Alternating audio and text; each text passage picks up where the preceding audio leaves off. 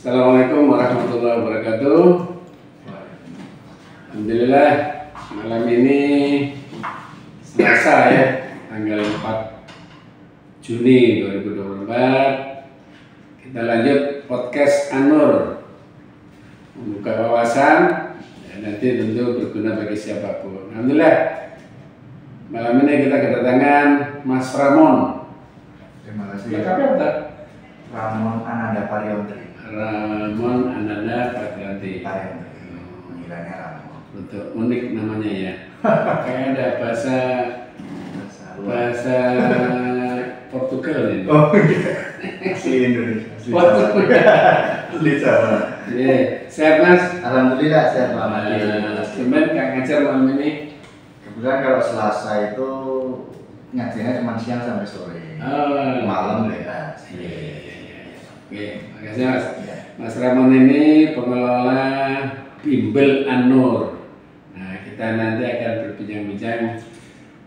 Mas Ramon ini gambarannya Bimbel ini bagaimana asal-usulnya, cita-citanya, lalu kondisi sekarang bagaimana, dan tentu yang pertama adalah apa podo karo jenenge lembaga khusus seperti apa itu? Gama-gama itu apa ya? Prima Gama. Bukan Widya Gama, bukan Widya Gama, saya. Mau nggak Mas Aman? Diawali dari itu. Ya, terima kasih Pak Madi. Jadi memang awal mula munculnya Bimbel di An-Nur itu sebenarnya kan kita mulai tahun 2020. Tahun 2020. Jadi memang Bimbel itu kan punya yayasan An-Nur, khususnya di bidang pendidikan itu kan ada beberapa program ya, ada 2 program lah kalau nggak salah. Madin gitu, TPQ yang memang sudah lama gitu ya, sudah lama dan memang sudah jalan gitu dengan santriwati yang besar banyak seperti itu. Nah, terus ada satu lagi program yaitu Bimbel ini, An-Nur. Sebenarnya awal mula Bimbel itu sudah pengen ada lama kalau tidak salah di An-Nur itu. Tapi saya waktu itu ngobrol-ngobrol dengan Pak Edi sama Pak Mustaqim gitu, ngobrol iseng gimana ayo Bimbel An-Nur tuh segera dibentuk, dibuat gitu. Tapi memang Bimbel ini tuh memang beda dengan Bimbel pada umumnya ya Pak ya. Seperti kayak Prima Gama, Neutron itu beda. Jadi Bimbel ini tuh lebih kepada apa ya, kita itu tentor atau guru itu hanya mendampingi. Jadi kita menyesuaikan kebutuhan dari murid gitu. Jadi kalau di Prima Gama itu kan yang penting kayak semi sekolah ya, datang ke sini mata pelajaran yang penting ini. Jadi lebih, kalau kita lebih ke kita menggali ke muridnya. Mungkin saya sedikit bisa menyimpulkan inilah bedanya bimbingan belajar dengan lembaga kursus. Kursus cenderung kelas ya. Jadi lebih ke bimbel. Tapi jadi modelnya kayak les privat gitu, les privat. Cuman memang kita mau tidak mau harus di masjid sebenarnya. Diusahakan itu di masjid karena kan memang pertama untuk siarnya An-Nur ya, An-Nur pasti gitu. Ya ada beberapa yang minta di rumah, tapi kita utamakan di masjid begitu. Itu jadi awalnya tahun 2020 itu kita mulai bulan Januari. Dulu awalnya itu di sekretnya Irma, Bimbel itu, Bimbel gitu kita rintis, tapi terus akhirnya COVID itu berhenti. Berhenti ya total ya? Mulai Maret 2020 COVID itu sampai September 2020 itu berhenti. Berhenti, kita mulai lagi September 2020. Kita mulai lagi, tapi masih suasana COVID, tapi ya kita tetap prokes waktu itu. Terus ya udah jalan. Alhamdulillah sampai tahun 2024 itu masih jalan dengan ya murid yang tetapnya sih memang tidak ada muridnya karena memang ada yang sudah keluar, ada yang masuk. Tentornya juga begitu kan, ada yang keluar, ada yang masuk. Mungkin kalau tentor lebih banyak ada kesibukan sekolah, kuliah, kerja dan sebagainya gitu. Kalau murid, mungkin ada yang sudah les wajib di sekolah, jadi sudah tidak les lagi di sini seperti itu. Oh, gini Mas Herman. Ada dua hal yang perlu saya pengen pahami. Pertama, bahasanya apa tentor? Tentor ini kecenderungan anak mahasiswa. Lebih ke anak mahasiswa. Saya setuju. Kalau kita ini di jam-jam kita ini, ya kita inilah sambil kuliah, sambil cari tambahan duit ngelesi anak SMA, SMP ya. Itu tentu ilmunya kan fresh ya, sambil ngajar, belajar gitu. Bagus ini. Tapi tentu dari aktivitas ada masalah nanti ya nggak bisa ya ada ganti-ganti atau dia diikat bagaimana kaitan dengan lembaga ini? Tentornya itu kita memang ketika mau ngajar gitu kita rekrut memang sifatnya tidak terikat sekali enggak sih. Nah, jadi lebih ke kayak kalau bahasanya di pabrik atau di perusahaan itu lebih kayak kontrak ya. Jadi intinya kamu bisa ngajar ya di sini, oh bisa, oke. Murid nanti ngajar kelas SD misalnya kelas 4 SD seminggu itu memang seminggu itu ada 3 kali jadwal les gitu. Jadi satu anak itu dia kedapatan 3 kali belajar tatap muka satu minggu, satu anak satu minggu itu 3 kali tatap muka. Itu terus nanti tentornya oh ya bisa ngajar ya sudah langsung dia ngajar. Setelah itu dia nanti mendapatkan haknya kayak gitu di akhir bulan. Mana Mas? Jadi dari sisi hari 3 kali seminggu, dari sisi jam 1 jam. 1 jam. Terus waktu maksudnya jam berapa, apa nego atau bagaimana? Jamnya itu kalau kita mulai biasanya jam 6:30 sampai setengah 8 malam. Sampai setengah 8, terus lanjut setengah 8, setengah 9. Cuman biasanya ada yang minta, tapi masih fleksibel waktunya. Misalkan ada yang minta, oh nggak bisa 3 minggu pengennya diganti hari Sabtu atau hari Ahad ya nggak apa-apa. Ada nego di sana ya. Ada nego. Iya. Lalu kalau dari tentor ini anak mahasiswa dari semester berapa sampai semester berapa? Semesternya rata-rata malah kita merekrutnya itu ketika dia masih SMA kelas 3. SMA kelas 3, tetapi terus tapi ada yang sudah mahasiswa, tapi ada yang kelas 3 terus masuk ke perkuliahan. Jadi rata-rata memang tentornya ya semester 2, semester 3. Kalau spesialisasinya? Spesialisasinya lebih ke matematika sih. Matematika sama IPA ya. Banyak. Satu sisi anak banyak butuh itu, tapi satu sisi berarti orang-orang mengharapkannya masuk ke situ. Ya. Permintaannya paling banyak di matematika IPA. Oke, kalau dari sisi siswa apa bahasanya apa? Siswa, murid atau apa ini? Murid sih. Murid. Nah, murid ini dari kelas berapa sampai kelas berapa?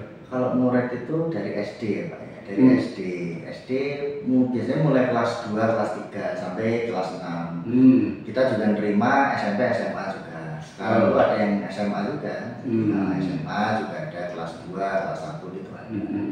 Atau dia misalkan SMP dia sudah masuk LPB, terus lanjut di SMA yang masih di LPB, kita masih menangani. Oke, ini ada istilah LBB, Lembaga Bimbingan Belajar. B-nya bantuan Oh. belajar. Jadi itu yang membedakan di awal tadi sebenarnya. Kalau bimbingan tuh lebih kayak primagama gitu ya, jadi kursus kelas. Tapi kalau bantuan tuh ya kita hanya mendampingi. Jadi bukan bimbel ya? Sebenarnya lebih bukan bimbel, kita hanya membantu. Jadi lembaga bantuan belajar. Oke, karena memang tadi lebih kepada pendampingan ya. Mas. Dari SD kelas 2 sampai pada SMA ini kan tentu ringnya terlalu jauh ya. Apakah memang biasanya karena melihatnya makin ke bawah makin rumit mengadakan anak. Kalau SMA mungkin sudah terkendali, karena masih kelas 2 kok nggak begitu rumit ya ngadepin anak sendiri. Biasanya memang banyak komplain lah. Ya bukan komplain sih, banyak ada omongan dari tentor. Karena kan memang yang kita terdepannya kan tentor, dengan saya gitu. Pak ini kok ini agak susah ya murid ini. kelas berapa? Saya tanya gitu ya, kelas 3, kelas 2 gitu. Memang ya mereka memang masa-masa seperti itu kita belajar. Ini memang kan bahasa umum. Ya bahasa umum ya, bahasa konsentrasi.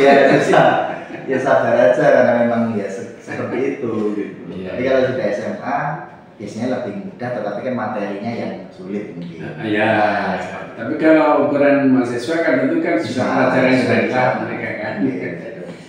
Lah ini Mas, ini kan selain apa ya, kita berarti tentu juga besar kita bahwa Anur ini punya lembaga bantuan belajar. Tadi kembali kepada proses belajar adalah bantuan. Jadi kecenderungan kepada pendampingan tentu memang lebih proaktif dari sisi siswa ya, murid, bahwa aku pengen dibantu ini, bukan seperti lembaga khusus. Hari ini kita belajar ini, nah, gitu ya? Enggak. Jadi lebih ke bantuan. Tapi memang jadwalnya sudah terjadwal sih. Oh, sudah terjadwal. Jadi misalkan murid A, kamu lesnya Senin, Selasa, Rabu, matematika, ya sudah itu. Tapi kita mulainya itu dari permintaan orang tua, Pak, anak saya kesulitan di matematika, sudah matematika. Gitu.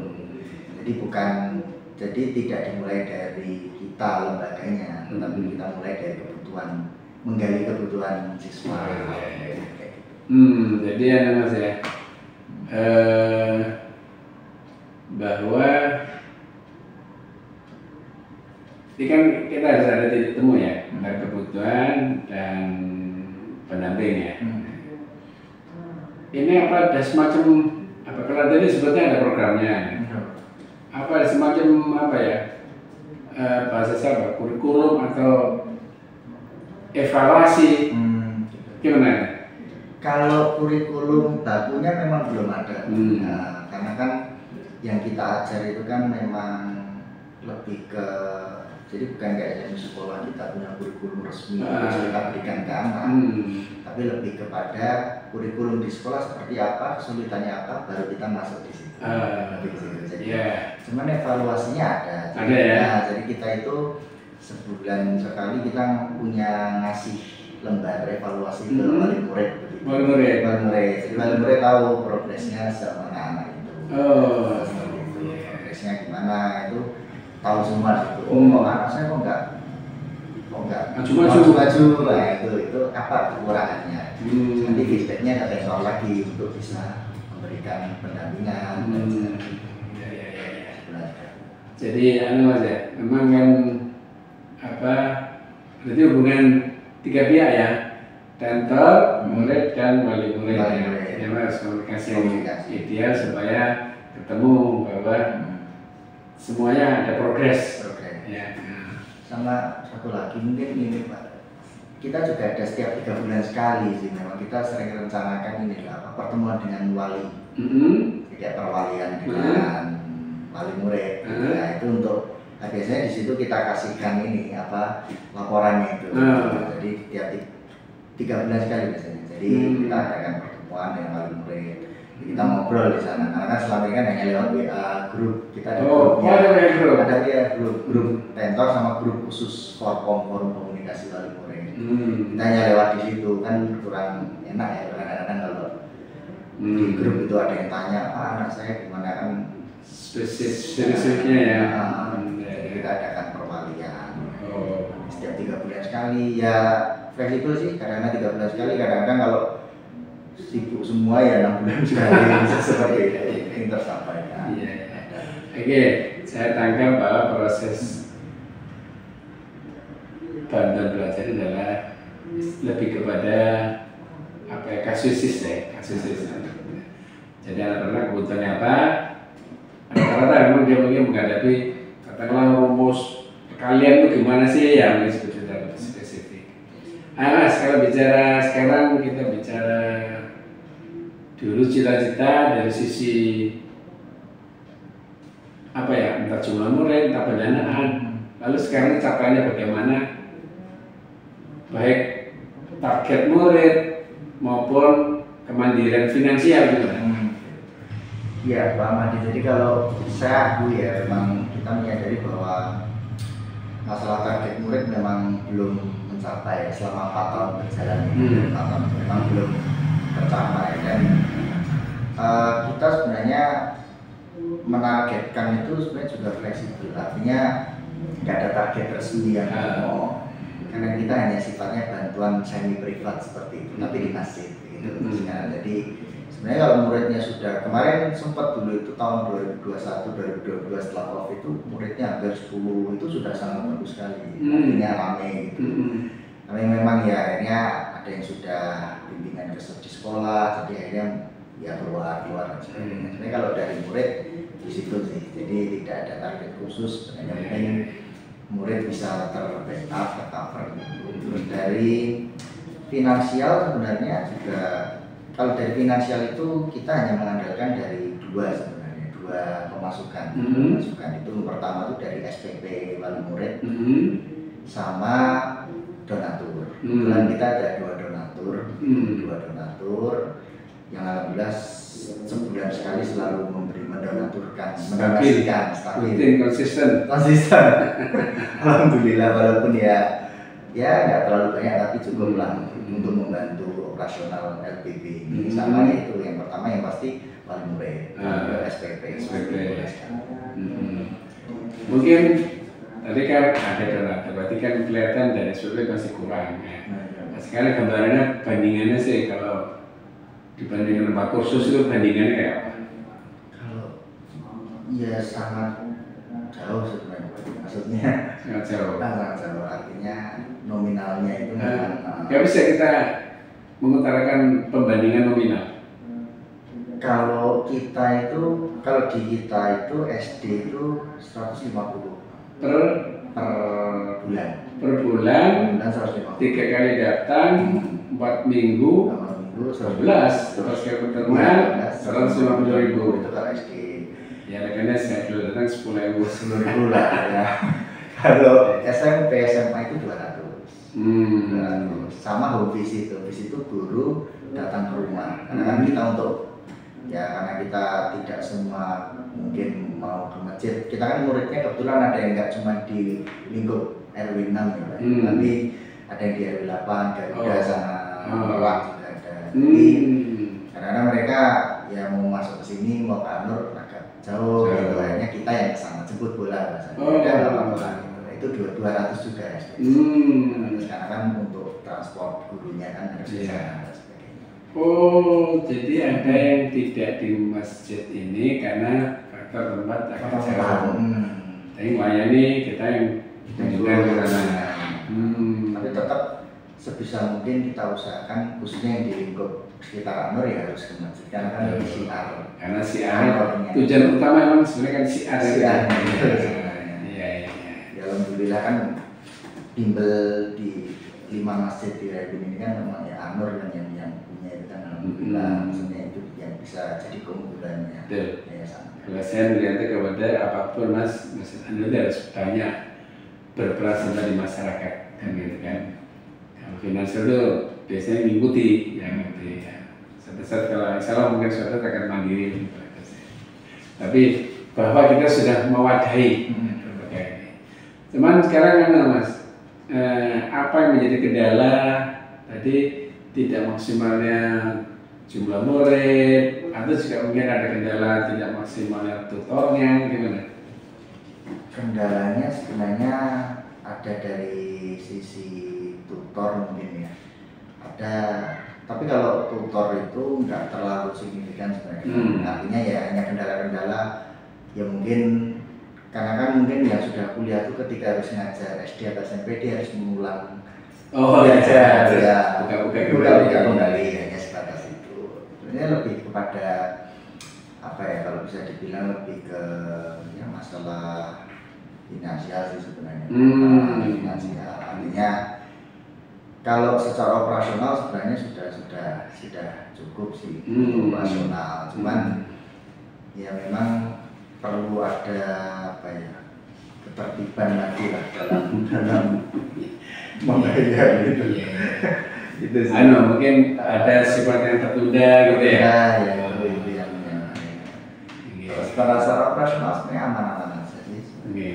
Itu alhamdulillah jalan. Cuman ada yang tertunda tertunda itu yang kadang-kadang membuat. Ya, apapun memang kita rintisan ya. Tetap harus bertahan, belum makin maju, bukan nanti begitu kita bilang bayar loh, karena balesi buyar loh. Salah enggak, kita masih ada sosial namanya. Lalu Mas, saya tadi nangkep ada nilai lebih itu kan adalah tutornya kan sebagian besar mahasiswa yang juga sebagian besar remaja masjid lah gitu. Rata-rata malah bukan remaja. Bukan. Remaja sudah enggak. Remaja masjid itu dulu ada beberapa seperti boleh itu namanya. Nah ya. Kayak Ari, Mbak Ica gitu. Cuman yang bertahan yang Mbak Nifa sekarang. Teman Mbak Nifa sekarang dia lebih ke ngurusi admin keuangan. Jadi Mbak Ica sama Mbak Karin itu sudah kuliah lah ya, sudah aktivitas lain. Nah, sekarang malah tentornya seperti Mbak Reta dan yang lainnya itu lebih di luar ini sih. Iya. Sebenarnya Mas, saya ngukur itu mereka yang meskipun mahasiswi bukan anggota remaja masjid, tapi secara usia kan usia remaja masjid. Nah, saya sebenarnya kan pengen gandeng jadi semua aktivitas jalan itu ya dikaitkan. Saya kan jadikan yang berlaku remaja masjid. Kalau insidental ikut tak masalah gitu. Jadi sama-sama berperan dan saling mengisi. Saya kira begitu. Oke, lalu Mas, tadi saya belum dapat bandingan apa nggak bisa disebut. Kalau series satu sakit itu bandingan lembaga kursus itu berapa? Iya, kalau lembaga kursus tuh hampir 700-800 ya per bulan. Per bulan. Lalu berapa pertemuan? Itu kalau itu memang bisa seminggu, bisa hampir setiap hari sih. Hampir setiap hari, misalkan 4 hari, 5 hari itu bisa. Tapi kan memang mereka kan semi sekolah ya, jadi habis mereka sekolah pulang ke prima jamaah. Kebetulan kan saya juga dulu kan teman-teman yang sangatan saya kan juga sering ada yang les untuk ini, kan hampir setiap hari sore harinya. Nah ini Mas, kalau saya melihat kalau lembaga kursus itu dari sisi teknik menurut saya masih unggul kita sebenarnya, kan lebih kepada privat, lebih kepada kasus kan. Kalau kursus kan dia punya program ya umum, sehingga nantinya aktif apa enggak kan ya itu. Jadi sekolah gitu. Tapi yang bagi saya lihat itu pesan utama justru yang les-les privat ini. Menurut sama gimana? Iya betul, itu lebih kalau privat itu lebih ini ya, lebih bisa masuk sebenarnya, lebih bisa karena kan kalau di LBB sini kan LBB Anur ini kan satu tentor itu bisa memegang 1 sampai 2 dengan kelas yang sama. Misalkan satu tentor megang 2 murid kelas 4 SD semua. Jadi ya lebih bisa masuk sebenarnya, lebih tergantung kembali lagi kepada tentor yang memang berada di garda terdepan untuk menanganinya bagaimana. Karena kan ternyata permasalahannya sih sebenarnya bukan cuma mengajar saja, tetapi kan ternyata kan ya umum data kalau biasanya lebih ke situ. Itu sebenarnya masuk dalam progres laporan sebenarnya laporan kita itu sih. Ya, saya kira kita kan saya merasa gini, ini kita punya lembaga tapi saya hampir-hampir nggak pernah kedengaran sosialisasinya. Dulu ada pamflet di sana, ada apa namanya itu. Bahwa di situ ada inilah LBB, tulisan orang tahu. Terus saya kira ke depan perlu Mas. Seperti ini saya butuhkan bahwa ini sosialisasi sekarang promo bahwa di Anu itu sebenarnya ada bantuan belajar seperti ini. Tentu kan lebih lebih dari lingkungan masjid tentu baik. Lalu kemudian tadi prosesnya lebih intensif, bantu belajar lebih kepada privat.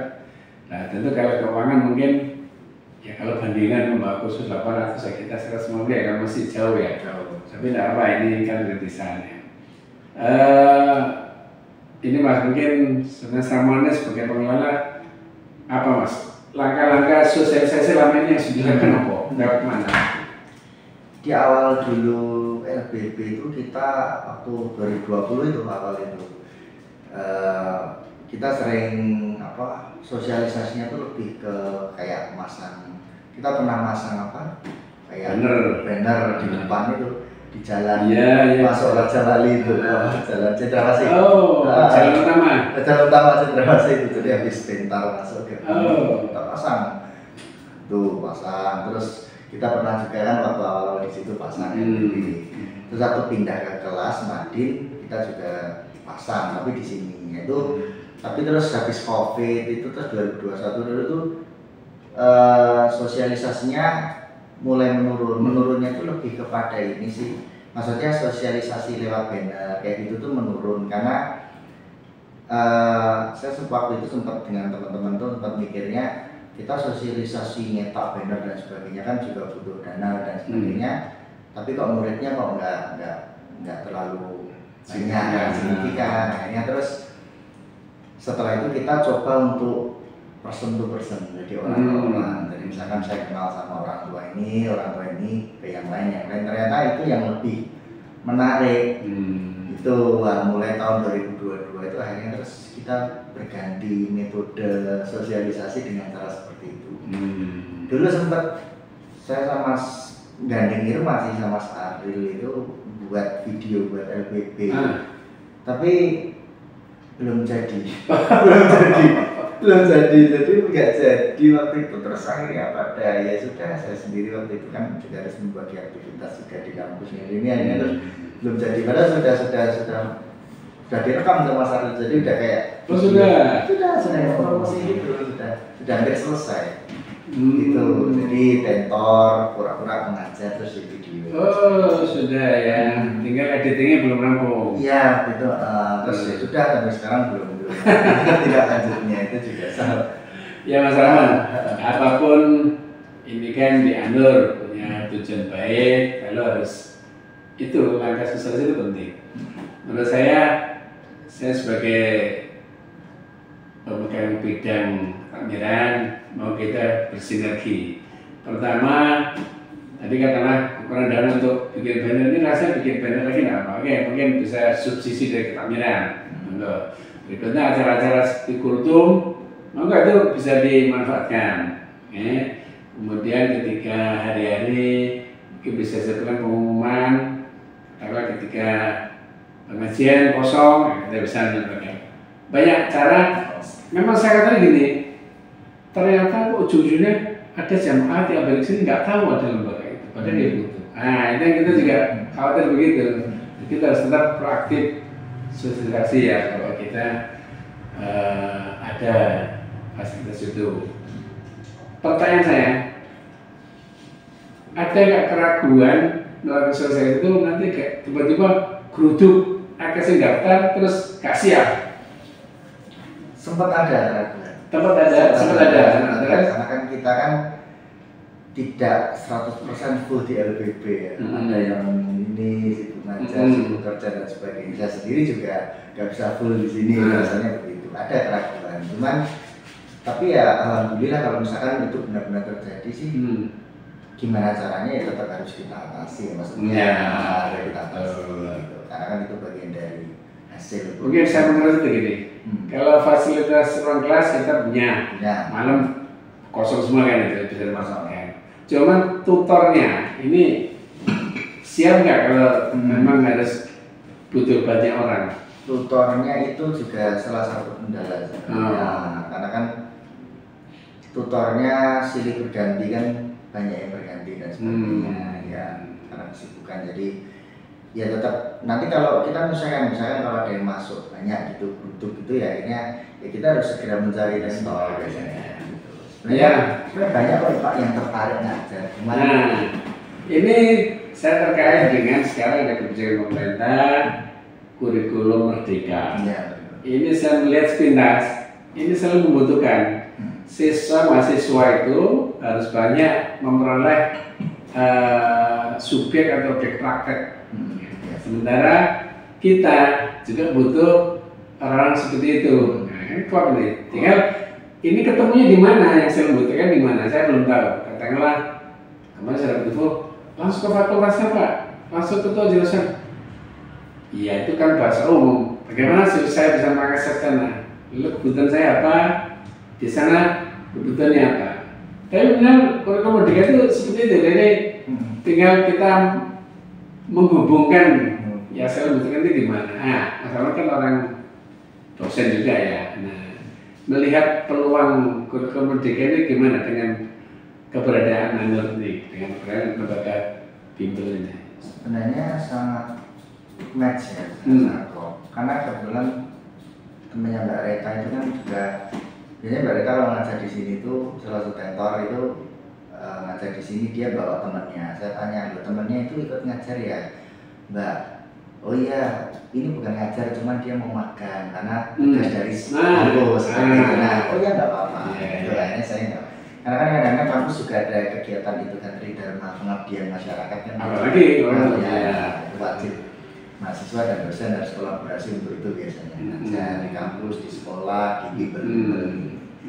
Itu bisa menjadi sarana untuk mereka. Sebetulnya Mas, jadi makanya kan Winsa ya. Akhirnya membuat saya kemarin membawa teman-temannya dari Winsa. Awalnya dulu kita bikin buku anak ke Sain ya, terus kemudian usuli. Jadi memang kita butuh akses seperti ini. Salah satu nggak kita tular ya, temennya. Nah gitu. Ya oke saya kira itu ke depan tetap harus kita jalin bahwa kurikulum merdeka itu membuat kita ini saling mencari, saling berbagi. Kita butuh tutor, sebenarnya mahasiswa butuh objek-subjek untuk dia menyalurkan prakteknya kan gitu. Oke, terakhir Mas Ramon mungkin ada pesan untuk jamaah Anur atau masyarakat terkait dengan lembaga bantuan belajar Anur ini? Iya, sebenarnya yang saya sampaikan di awal tadi dengan Pak Madi, jadi memang ini LPB kan berbeda dengan intinya lembaga khusus, jadi memang kelebihannya sebenarnya di situ. Jadi kita tentor bisa lebih mendampingi full dengan anak, jadi tahu betul progresnya. Sebenarnya kelebihannya di situ. Dan ya jangan ragu-ragu lah untuk mau mendaftar. Jika mau mendaftar di Anur, silakan di LPB Anur, silakan langsung bisa masuk ke Anur kerja untuk mendaftar. Nanti dengan menyesuaikan sosialisasi berikutnya yang dilakukan dari LPB dan sebagainya itu nanti bisa. Jadi ya mumpung sebagai syiarnya Anur juga, gitu. Artinya Anur punya bimbel, punya ya istilahnya LPB punya bantuan belajar yang bisa dimanfaatkan bagi yang memang pengen ini misalkan bingung lah putra putrinya mau ini ada kesulitan ya jangan ragu-ragu untuk daftarkan ke Anur. Oke, betul Mas. Terakhir yang saya ingat adalah betapa kalau lingkungan jamaah Anur atau RW 6 atau Rewin, jadi kalau kesini kan nggak perlu nyebrang jalan raya. Nah, dari faktor keamanan sudah terjaga. Belum lagi di kita juga menyediakan petugas untuk menjaga lalu lintas sepeda termanan. Sekarang zaman sepeda motor listrik ya bahaya. Alhamdulillah kita sudah bisa menjaga itu. Terutama memang nggak usah apa-apa jauh-jauh nyebrang jalan raya, cukup di Anur saja kan. Di kompleks sendiri. Betul, lebih aman pantauannya. Oke, saya kira itu Mas Ramon. Nanti dilanjut lagi, mudah-mudahan semakin keberadaan LPB Anur semakin terasa dibutuhkan masyarakat jamaah kita, dan lebih makin profesional dan makin sungguh-sungguh menghasilkan anak didik yang prestasinya luar biasa. Ya, amin. Terima kasih, Ramon. Assalamualaikum warahmatullahi wabarakatuh. Waalaikumsalam.